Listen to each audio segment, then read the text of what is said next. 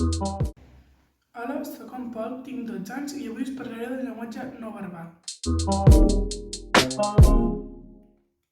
Jo us parlaré del cos. El cos em pot portar molt males jugades.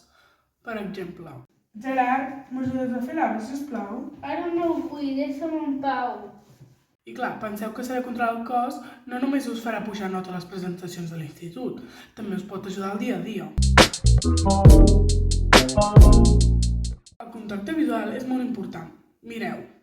Gerard, em pots ajudar a recollir el menjador, sisplau? No, gràcies.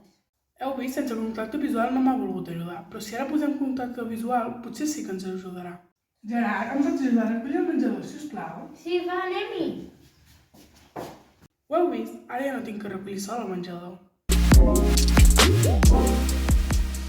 Les mans són molt importants. Si no les pares a moure, et porto diferents opcions. Tallar-te-les, lligar-te-les o menjar-te-les. És broma, no ho feu, però ara us posaré un exemple. Ara mateix estic movent molt les mans per ensenyar-vos que quan tens nervis és quan fas això i molta gent es peta els dits.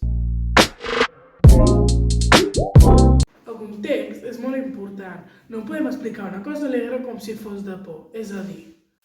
Sabeu que ja és el primer partit de bàsquet ha fet? 17 punts i m'ho he passat molt bé. Hola, Pol, hola, Gerard. 17 punts? Però molt bé, no? Què és aquest ambient així que fa com una mica de por?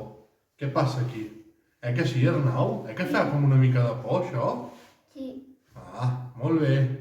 Bueno, ja ens anem explicant més coses. Adéu. Ho heu vist? Hem transformat una notícia alegre en una notícia tenebrosa.